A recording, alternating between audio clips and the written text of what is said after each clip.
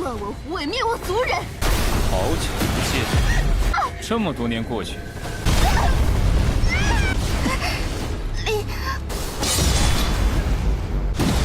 玄石，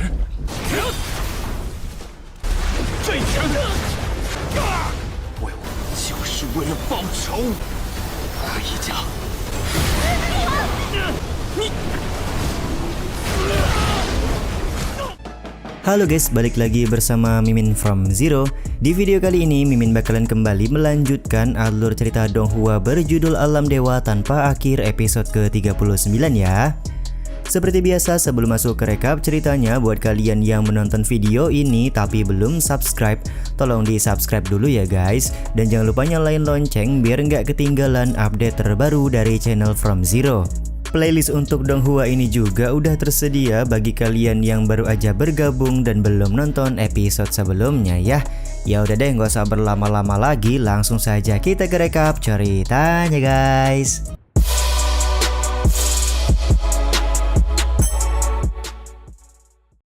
Episode kali ini dimulai dengan King Li-han yang sangat senang karena pada akhirnya dia bisa bertemu dengan dalang utama yang sudah melakukan pembantaian kepada keluarganya. Ketika Bang MC hendak melakukan serangan, tiba-tiba saja rubah kecil berubah wujud menjadi manusia setengah rubah guna melakukan serangan kepada Heilin. Tentu saja serangan ini dilakukan karena Heilin adalah orang yang memotong ekor rubah kecil serta memusnahkan klan rubah di masa lalu. Tapi hanya dengan kemampuan rubah kecil pada saat ini bukanlah halangan berarti bagi Heilin. Dengan sangat mudah Heilin berhasil membuat rubah kecil tidak berdaya. Beruntung masih ada King Li-han yang memberikan bantuan dengan menangkap tubuh dari rubah kecil. 断我胡伟，灭我族人！好久不见，这么多年过去。 Di saat masa kritis, rubah kecil meminta bantuan kepada Li-han untuk membalaskan dendam kepada Heilin. King Li-han sendiri meminta rubah kecil untuk tenang karena sebentar lagi Heilin pasti akan mati di tangannya. Dengan kemampuan pedang di tangannya, King Li-han berusaha melakukan serangan menggunakan kekuatan petir. Akan tetapi serangan ini hanya menjadi bahan tertawaan Heilin karena Li-han berniat membunuh Heilin menggunakan pedang milik Heilin di masa lalu. Seperti yang kita ketahui ya guys, King Li-han adalah orang yang berhasil mencabut pedang Heilin dan menjadikannya ketua pavilion muda.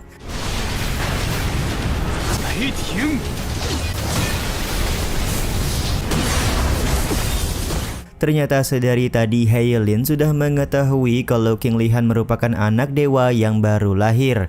Heilin cukup senang karena Li-han belum mati sampai saat ini karena tubuh Li-han bisa Heilin gunakan sebagai bahan penelitian. Ketika Heilin melakukan serangan kuat, tampak dia berhasil menusukkan pedangnya ke wajah Bang MC kita. Akan tetapi ternyata sedari tadi King Li-han sudah menggunakan teknik mengubah ilusi menjadi kenyataan. Bang MC juga mengkombinasikan teknik ilusi menjadi kenyataan dengan kekuatan alam dewa yang dia miliki.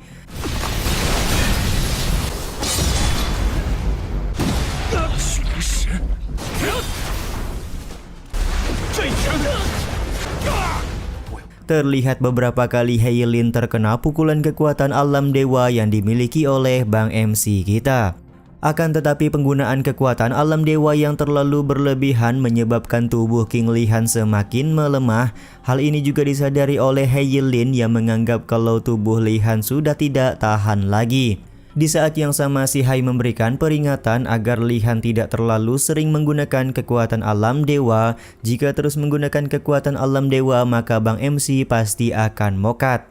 Tapi ya begitulah, King Li-han akan menghalalkan segala cara untuk membalaskan dendam kepada Heilin meskipun dengan nyawanya sendiri.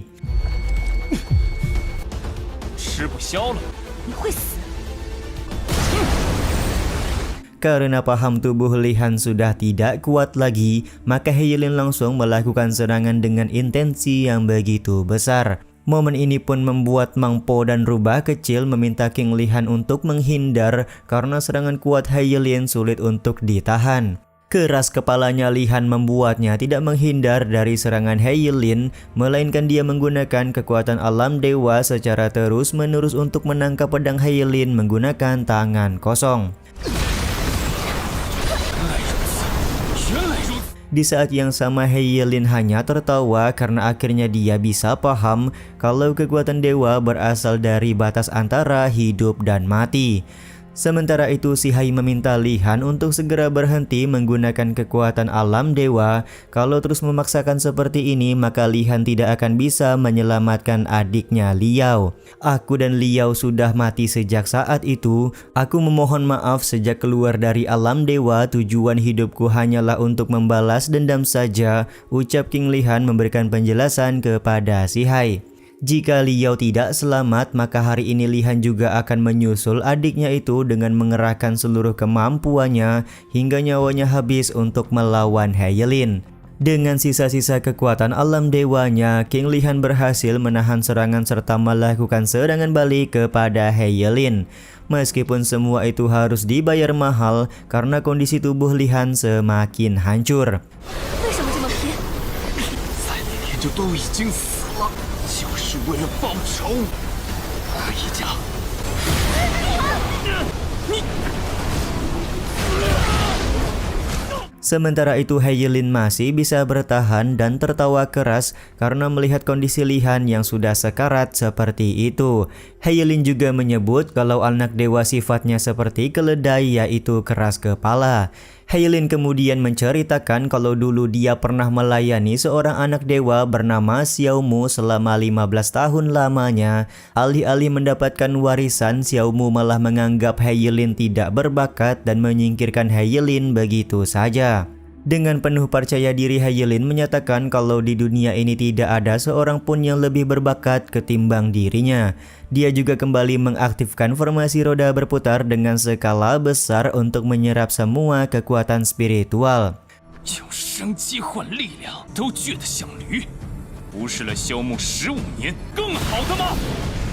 Karena formasi roda berputar yang dibuat kali ini sangat kuat, maka He Yilin yakin King Li Han tidak akan bisa menyelamatkan rekan-rekannya.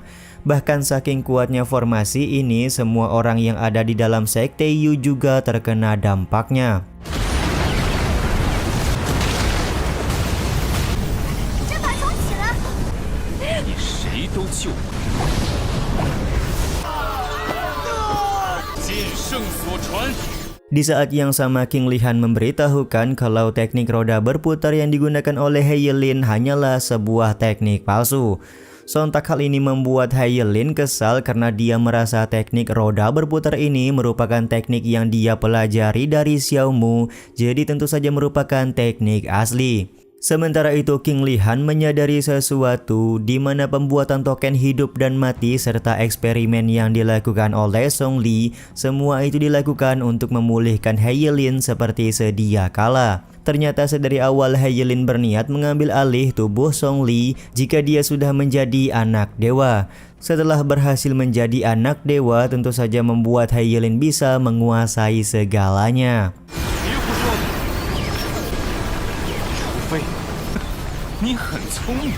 He Yilin kemudian menggunakan formasi roda berputar untuk melakukan serangan pedang kuat ke arah King Li Han. Sementara King Li Han yang sudah babak belur menggunakan sisa-sisa kekuatan alam dewa untuk menahan serangan He Yilin. Dengan sisa-sisa kekuatan ini, King Li Han berhasil memutarbalikkan formasi pedang roda berputar untuk melakukan serangan balik. He Yilin pun merasa terheran-heran karena ternyata kekuatan alam dewa King Li Han belumlah habis.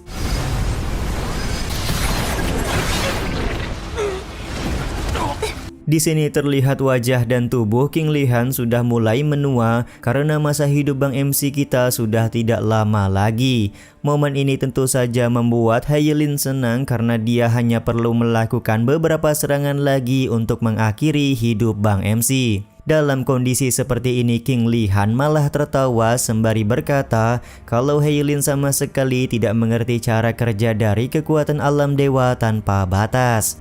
Sambil melihat ke arah Meng Po, King Li Han sudah bersiap meminjam kehidupan yang dimiliki oleh Meng Po pada saat ini. 寿元将尽，你都活不长了。Scene ini juga sekaligus menutup episode 39 kali ini ya guys. Ya udah deh, sampai di sini dulu aja video kali ini. Mohon maaf jika masih banyak kekurangan dan kesalahan dalam penyampaian kata-kata ya. Terima kasih untuk kalian yang udah pada nonton dan jangan lupa subscribe serta nyalain loncengnya ya guys.